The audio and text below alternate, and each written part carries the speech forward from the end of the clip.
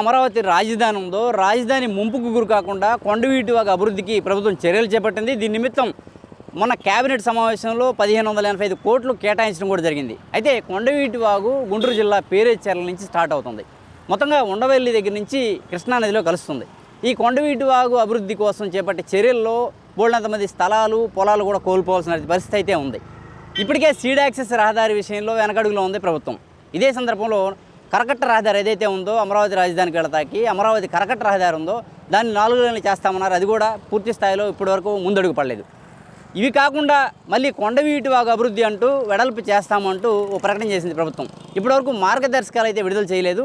కానీ ఎక్కడ కొండవీటి వాగుకు ఆనుకుని ఉన్నటువంటి నివాసాల వారిని స్థలాల వారిని పూర్తి స్థాయిలో మీరు ఖాళీ చేయాల్సి ఉంటుందంటూ వారికి ఇన్ఫర్మేషన్ అయితే ఇస్తున్నారు. వారితో సమావేశం అయ్యేందుకు కూడా సన్నద్ధమయ్యారు.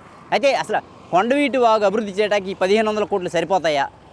ఏవైతే అపార్ట్మెంట్లు ఉన్నాయో నివాసాలు ఏర్పాటు చేసుకున్నారో శాశ్వత నివాసాలు ఏర్పాటు చేసుకున్నారో వారంతా ఖాళీ చేస్తే వారికి నష్టపరిహారం ఏదైతే కాంపన్సేషన్ ఇవ్వాలో అది ఇవ్వటానికి డబ్బులు సరిపోతాయా?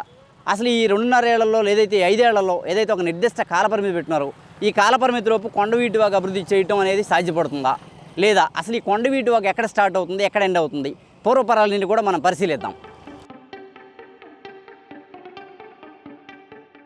అమరావతి రాజధాని ముంపుకు గురి కాకుండా ఉండేందుకు కొండవీటి వాగు అభివృద్ధిపై ముఖ్యమంత్రి చంద్రబాబు ప్రత్యేక దృష్టి సారించారు. గుంటూరు జిల్లాలోని పేరేచెర్ల కొండవీడు కొండల్లో చిన్న పాయగా పుట్టిన కొండవీటి వాగు అనేక వాగులను తనలో కలుపుకుంటూ ఉండవల్లి వద్ద కృష్ణా జిల్లాలోకి ప్రవేశిస్తుంది.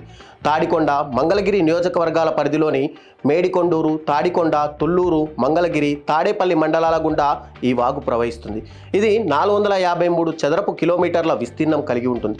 కొండవీటి వాగుకు గరిష్ట స్థాయిలో వరదలు వస్తే 13,500 ఎకరాల పంట భూములు ముంపుకు గురవుతాయి. ఇందులో 10,000 ఎకరాలు అమరావతి రాజధాని ప్రాంతం పరిధిలోనే ఉండడం గమనించదగిన విషయం. ఈ నేపథ్యంలో భవిష్యత్తులో వరద ముంపు నుంచి రాజధానిని రక్షించేందుకు చంద్రబాబు సర్కారు ప్రణాళికలు సిద్ధం చేస్తుంది. కొండవీటి వాగును వెడల్పు చేయాలని సంకల్పించింది. ఈ క్రమంలో వాగు పక్కనే ఉన్న నివాసాలు, అపార్ట్మెంట్లు, స్థలాలను ఖాళీ చేయాలని సిఆర్డీఏ అధికారులు సూచిస్తున్నారు. దీనితో అమరావతి రాజధాని ప్రాంతంలో మరో ఉద్యమానికి తెరలేచిందనే చెప్పవచ్చు. అమరావతి రాజధానికి మణిహారమైన సీడ్ యాక్సిస్ రహదారికి కొంతమంది రైతులు భూములు ఇవ్వకపోవడంతో ఇప్పటికీ అది ఓ కొలిక్కి రాలేదు. ఇంతలోనే మళ్ళీ కొండవీటి వాగు వెడల్పు అంటూ భూ సమీకరణ, భూసేకరణలకు ప్రభుత్వం సమాయత్తం కావడం సర్వత్రా చర్చనీయాంశంగా మారింది. ఏదైతే మనం కొండవీటి వాగు గురించి చెప్పుకుంటున్నామో ప్రస్తుతం మనం ఉండవల్లి గ్రామంలో కొండవీటి వాగు దగ్గర ఉన్నాము. ఈ కొండవీటి వాగు అభివృద్ధి, అసలు ఈ కొండవీటి వాగు వల్ల నష్టమా లాభమా తదితర అంశాలపై గుంటూరు రాజధాని ఏదైతే అమరావతి రాజధాని ప్రాంతం ఉందో రాజధాని ప్రాంత రైతు సంఘం అధ్యక్షులు ఈశ్వరరెడ్డి మనతో ఉన్నారు. ఈశ్వరరెడ్డి గారితో మాట్లాడి మరిన్ని విషయాలు తెలుసుకున్నాం. సరే, ఈ కొండవీటి వాగు అభివృద్ధి చేస్తామని ప్రభుత్వం ప్రకటించింది. అసలు ఈ కొండవీటి వాగు అభివృద్ధి జరుగుతుందా లేదా, ఏంటి పూర్వపరాలు మీరు కొంచెం చెప్పండి. ఈ కొండవీటి వాగు సమస్య ఇది ఇప్పటిది కాదు. దాదాపు నాకు తెలిసి ఒక 40 సంవత్సరాల క్రితం నుంచే ఈ సమస్య ఉంది. పూర్తి ప్రణాళికతోటి దీన్ని నిర్మూలన చేయాలి తప్పితే ఈ కొండవీటి వాగు వెడల్పు కోసం అనేది మన విలేకరు గారు చెప్పాడు. వెడల్పు కోసం దీనికోసం ఇంత ఖర్చు పెడుతున్నామని. వెడల్పు కాదు, వాగుని మన మధ్య 1వ తారీఖున వచ్చింది వరద వచ్చింది. ఆ బుడవేరి అన్నీ తెగిపోయినప్పుడు ఇక్కడ తూటికాడ తీసే దిక్కులేదు. ఈ కొండవీటి వాగులో తూటికాడ తీలా. ఆ తూటికాడ తీయపోవడం వల్ల ఇక్కడ మనం నుంచిన ఏరియా మొత్తం కూడా ఫ్లడ్ వచ్చేసింది. ఇక్కడ 5 అడుగుల ఫ్లడ్ వాటర్ వచ్చింది, నీళ్లు. మరి దీన్ని అట్లాగే పెనుమాక, ఉండవల్లి ఈ ఏరియాలో చిన్న చిన్న తూములు ఆ తూముల్లోకి ఆ తూటికాడ పట్టక ఆ నీళ్ళ వల్లే పొలం మునిగిపోయింది. వాగు వెడల్పు చేయలేక కాదు, ఆ ఉండే నీళ్ళు ఆ కాలంలోంచి పోలేక ఎగదట్టేసిన నీళ్ళు. అట్లాగే ఇన్ని 100 కోట్ల రూపాయలు ఈ పెట్టాకంటే కూడా మరి ఇప్పుడు ఆ సీడ్ యాక్సెస్ రోడ్డు, అట్లాగే కరకట్ట వెడల్పు రోడ్డు, ఇవన్నీ ప్రతిపాదనలు ఉన్నాయి. మరి ఇంత రోడ్లు, ఇంత భారీ ప్రాజెక్టు మీద ఏది కేటాయిస్తారో, ఏది చేస్తారో, ముందు ఏది వెనకో అర్థం కాని పరిస్థితిలో ఉంది. మేము మనం ఫ్లడ్ వచ్చినప్పుడు నేను మొత్తం తిరిగాం, ఆ ఏరియా మొత్తం తిరిగాం. ఆ కరకట్టను పటిష్టం చేయడం ఒకటి ప్రధానమైన సబ్జెక్టు. అట్లాగే రాజధాని 29 గ్రామాల్లో ఫ్లడ్ ఎఫెక్టెడ్ రాకుండా ఉండాలి అంటే అక్కడ లాంపారం దగ్గర నుంచి దాన్ని అటుగాని ఇటుగానే ఈ 1,400 కోట్ల రూపాయలు పెట్టే బదులు 14 కోట్ల రూపాయలు పెడితే అక్కడి నుంచి కృష్ణానది డైవర్ట్ చేయటమా, లేదంటే ఇటు ఈ మెడ్రాస్ వైపుగా డైవర్ట్ చేయటమా, ఆ డైవర్ట్ చేసుకొని దాన్ని అసలు ఈ వరద రాకుండా నిర్మూలన చేస్తే ఈ శాఖరంతా ఉండదు. అది గతంలో ఏమైనా ఈ కొండవీటి వాగు వరదలు రావడం జరగటం మునిగిపోవడం ఏమన్నా జరిగింది ఎప్పుడైనా బాగా లాంగ్ ఎక్కువ కానీ ఎప్పుడైనా జరిగిందండి. బాగా 70 ఏళ్ళు విపరీతంగా వచ్చింది. అట్లాగే 89లో ఒకసారి వచ్చింది. అట్లా 90లో ఒకసారి వచ్చినాయండి. చాలాసార్లు వచ్చినాయి. మేము ఆదరించి దరిదాకా ఈతేసుకుంటా వచ్చిన రోజులు ఉన్నాయి. వచ్చింది కొండవీటి వాగు వచ్చింది. దాన్ని శాశ్వతంగా నిర్మూలన చేయాలి తప్పితే డైవర్ట్ చేసి కృష్ణానదిలోకి పెట్టి దాన్ని ఆ పై భాగంలో రాజధాని కూడా సేఫ్ సైడ్గా ఉండాలంటే ఇలాంటి ఆటన్నిటిని కూడా ఇవన్నీ తీసుకొని ఈ ఫ్లడ్ ఎఫెక్టెడ్ కానీ ఆ ప్రాంతం ఉంటే అదే బుడవేరులో కానీ ఆ కైసర్లో కురిసిన వాన ఇక్కడ కానీ కురితే ఆ రాజధాని బొగ్గులని ఇక్కడ కొట్టుకొచ్చాయి, ఉండవల్లి కొట్టుకొచ్చాయి. మరి అట్లాంటి పరిస్థితి ఈ కొండవీడి వాగునే దాన్ని సమూలంగా ఆపాలి తప్పితే దీనికి పైపైన 1400 కోట్లు పెట్టి ఇప్పుడు 1400 కోట్లు పెట్టి ఆ ఇళ్ళోళ్ళు ఏమైపోతారు?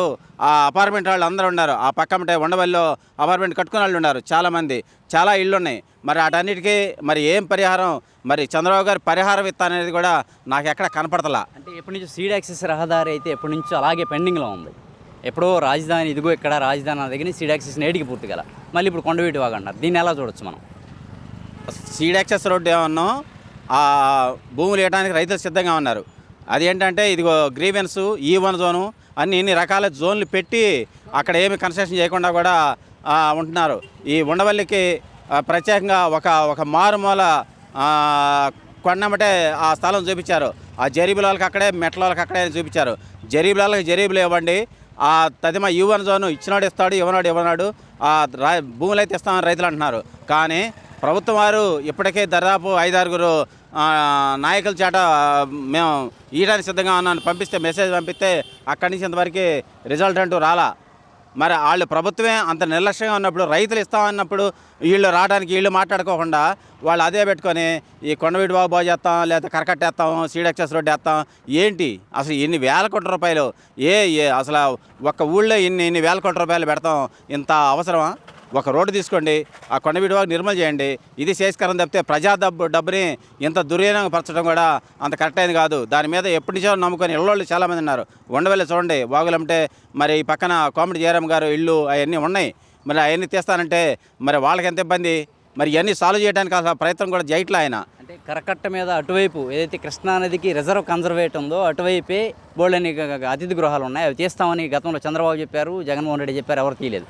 ఇప్పుడు వచ్చి కొండవీటి ఒక వెడల్పు అంటూ సామాన్యులు ఇల్లు తొలగించే పరిస్థితి అయితే ఏర్పడుతుంది. దీన్ని ఎలా చూడొచ్చు మనం? ఇక్కడ మన దేవినేని ఆయన ఓ మినిస్టరు ఉమాయేశ్వరరావు సార్ వచ్చి నేను చూస్తుండగానే కృష్ణానదిలోంచి పడవేసుకొని బారుకి వెళ్ళి ఆ ఇళ్ళన్నీ ఉన్నాయి, ఇవన్నీ కూడా పర్మిషన్ లేని దాంట్లో ఉండే మొత్తం పీకేయాలా అని ఆయన ఒక ప్రకటన ఇచ్చాడు. ఆయన అప్పుడు ప్రతిపక్షంలో కాదు రూలింగ్లో ఉన్నాడు అనుకుంటా, రూలింగ్లో ఉండి అన్న తర్వాత దీని మీద పెద్ద చర్చ జరిగింది. అసలు ఆ ఇళ్ళన్నీ కూడా కరకట్ట నుంచి కృష్ణానది వైపు ఉండేవన్నీ కూడా కట్టకూడనే ప్రదేశాలు. అసలు అది 1866 నీటిపారుదల యాక్ట్ ప్రకారంగా అసలు ఏవి కట్టకూడదు. మరి చంద్రబాబు గారు కూడా దాంట్లోనే ఉంటున్నాడు ఇప్పుడు. మరి ఈ ఏదో చేత్రం చెప్పినట్టుగా ఏదో ముతక చేత్రంగా ఉంది అది. మరి వీళ్ళే ఆ అనధికార ప్లేసుల్లో ఉన్నప్పుడు అసలు వచ్చి బయటకు వచ్చేసిగా పోనీ ఒక ముఖ్యమంత్రి గారు బయటకు వచ్చేసి దాంట్లో ఏమి కన్స్ట్రక్షన్ చేస్తే దాంట్లో ప్రాబ్లం ఏంటంటే వరద వచ్చినప్పుడు ఆ పక్కన కృష్ణానది కరకట్ట వరకు నీళ్లు వెళ్తానికి ఏమి కన్స్ట్రక్షన్ లేకుండా ఉంటే నీళ్లు ఫ్లడ్ ఎఫెక్టెడ్ ఎక్కడ తెక్కకుండా ఉంటాయి అనేది కూడా అప్పుడు ఆనాటి రాజ్యాంగంలో వేసుకున్న ఒప్పందం రాసినాయి. చూడండి ఎన్ని గోళ్ళ కట్టారో చూడండి, కరకట్ట నుంచి కృష్ణానది వరకు అన్ని ప్రయారీ గోళ్ళ. నీళ్ళు ఏడ నడుతాయండి? ఆ బుడవేరు కట్టలు తెగపోతే తెగాలంటే ఎందుకు తెగో? ఈసారి కృష్ణానదికి వరద వచ్చిందంటే ఒకసారి ఇప్పుడు 2 మాటలు మునిగింది చంద్రబాబు గారి హౌసు. మరి మునిగినా కూడా ఆయన ఆ గోళ్ళ కట్టే ఉంచాడు. అంటే నీటిపారుదలని అడ్డుకట్ట వేయటం వల్ల ఆ నదీ జల ప్రవాహానికి చాలా ఇబ్బంది వచ్చేసి అవి జనాన్ని ముస్తాయి. అదేమీ చేయకోకుండా నేను జనానికి ఉపయోగం చేస్తానంటే ముందు ఆయన బయటకు వచ్చేసి వేరే చోట హౌస్ కట్టుకొని ఉండమనండి. ఉంటే అది కొంతవరకు సేఫ్ సైడ్గా ఉంటుంది తప్పితే మరి వాళ్ళు అన్నారు, ఉమామహేశ్వరరావు గారు అన్నాడు ఇంతవరకు మరి ఆయన మినిస్టర్ ఇప్పుడు కూడా మళ్ళీ ఆయన రూలింగ్ పార్టీ వచ్చింది, ఏమీ ఆయన ఇంతవరకే ప్రకటన ఇటువే కానీ ఏమి చేయాల. ఇప్పుడు కూడా ప్రకటనలే పరిమితం అవుతుంది అనేది నేను అభిప్రాయపడుతున్నాం. అంటే ఏదైతే ఇప్పుడు కొండవీటి యొక్క అభివృద్ధి కోసం స్థలాలు, పొలాలు, ఇళ్ళు ఇవన్నీ తీసుకునే పరిస్థితి ఏర్పడిందో సిఆర్డీ వాళ్ళు ఆల్రెడీ అందరికీ సమాచారం ఇస్తున్నారు. ఒకవేళ ఆ పరిస్థితి తలెత్తితే పేద బడుగు బిక్కి అంతా కూడా ఇబ్బంది పడే పరిస్థితి ఉంటుంది. వారి పక్షాన రైతు సంఘం అధ్యక్షులుగా, రైతు సంఘం నాయకులుగా మీరు ఏ విధమైనటువంటి స్టెప్ తీసుకునే అవకాశం ఉంటుంది? ఒక నాయకుడు ఎక్కడైనా సరే, ఏ నాయకుడైనా సరే, ఏ పార్టీకి సంబంధించిన నాయకుడైనా సరే, ఒక గ్రామంలో, ఒక పేటలోనో లేకపోతే ఒక బజాట్లోనో ఎక్కడన్నా ఉంటే ఏ పార్టీ వాడైనా సరే, ఇంకొక అదర్ పార్టీ వాడైనా సరే అతను గౌరవించే విధంగా ఉండాలి. అతను ఏదైనా మనకు ఇబ్బంది వచ్చింది, బాధ సాధకాలని చెప్పుకుంటే తీరతాయని మాత్రం ఆ నాయకుడు ఉండాలి. చంద్రబాబు గారు మా ఊళ్ళో ఉంటున్నాడు. మా ఊళ్ళో ఉన్నప్పుడు ఇక్కడ ఏదైనా సమస్య వచ్చినప్పుడు చంద్రబాబు గారు చెబితే, లేకపోతే ఇదిగో చంద్రబాబు గారు 100 రూపాయలు ఇస్తా అన్నాడు ఒక గజానికి, ఉదాహరణ చెబుతున్నా, ఈయన 200 అడిగితే నాది తీసుకో అంటారు. అసలు ఎవరైనా సరే అంత ప్రోత్సాహంగా ఉంటుంది. మరి అసలు ఆ మహానుభావుడికి మేము వెళ్తానికే అపాయింట్మెంట్ దొరకట్లా. ఈ పేదలందరికీ మా ఇళ్ళందరూ కూడా న్యాయం చేస్తాడని మాత్రం నేనైతే అనుకోవట్లేదు. వాళ్ళందరూ మళ్ళీ ఈ ఉద్యమాలు ఇవన్నీ కూడా ఆ దారిలోకి వస్తేనే పని అవుతుంది తప్పితే మామూలుగా అయితే వాళ్ళు సస్యమిరా డబ్బులు ఇవ్వడానికైతే ఇష్టపడరు. అట్లాగే కనకదుర్గమ్మ వారి దగ్గర మరి గజానికి 40,000 దగ్గర నుంచి 60,000 దాకా ఇచ్చారు. మరి వాళ్ళందరూ సమిష్టిగా అనుకొని ఇచ్చేశారు. అట్లాంటి పరిస్థితి, అది సెంట్రల్ గవర్నమెంట్ కనుక అది ఇచ్చేసింది. అలాంటి బుద్ధి చంద్రబాబు గారికి కూడా పుట్టి వీళ్ళందరికీ న్యాయం చేస్తే వీళ్ళని గుడ్డు, వీళ్ళందరూ న్యాయం చేస్తాడని అనుకోవట్లేదు. ఇప్పటికే అదిరింపులు బెదిరింపులు జరుగుతూ ఉన్నాయి. ఆ సిఆర్ డ్యాబ్స్ వాళ్ళు మీరు ఇల్లు ఖాళీ చేసేయండి. వాళ్ళు ఏంటి ఇల్లు ఖాళీ చేయటం అంటే, ఒక కట్టుకుని ఇల్లు ఖాళీ చేయటం అంటే ఏ సామాన్యమైన విషయమా? నువ్వే ఖాళీ చేయట్లా, నువ్వు ఉండొద్దని వైసీపీ వాళ్ళు గగ్గోలు పెట్టారు. నువ్వే ఖాళీ చేయట్లా. ఎవరు ఖాళీ చేస్తారంటే సొంతంగా కట్టుకొని ఇల్లు కట్టుకొని ఉండాళ్ళు. వాడి పనిష్మెంట్ 100 రూపాయల బిల్డింగ్ అయితే నువ్వు 150 రూపాయలు ఇస్తే ముందుగా లేచి వెళ్ళిపోతాడు ఆయన. అట్లాంటి పరిస్థితి రావాలి తప్పితే మా ఉండవల్లిలో ముఖ్యమంత్రి గారు ఉండగా అందరికి మేలు చేయాలి తప్పితే ఇలాంటి భయపెట్టే పని మాత్రం చేస్తే అది తీవ్రమైన జనానికి తీవ్రమైన నష్టం జరుగుతుందని కూడా మేము రైతు సంఘం అభిప్రాయపడుతున్నాం.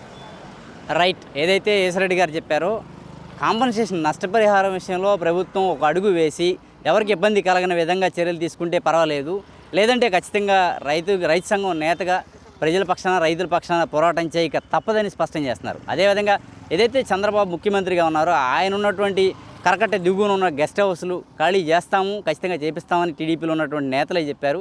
ఇప్పుడు వాళ్ళు అక్కడ ఖాళీ చేయకుండా నిబంధనలు అతిక్రమించి కట్టినటువంటి ఇంట్లో నివాసం ఉంటూ ఖచ్చితంగా నిబంధనలు పాటించి కట్టుకున్నటువంటి ఇల్లు ఖాళీ చేయమంటాం ఎంతవరకు సమంజసమని ప్రశ్నిస్తున్నారు. చూద్దాం మరి ప్రభుత్వం ఎటువంటి వ్యూహాలతో ముందుకెళ్తుంది అనేది కూడా మనం వేచి చూడాల్సి ఉంది. కెమెరా పర్సన్ రెహమాన్తో నాని, జర్నలిస్ట్, ఏపీ, అమరావతి, అభినవ్ భారత్.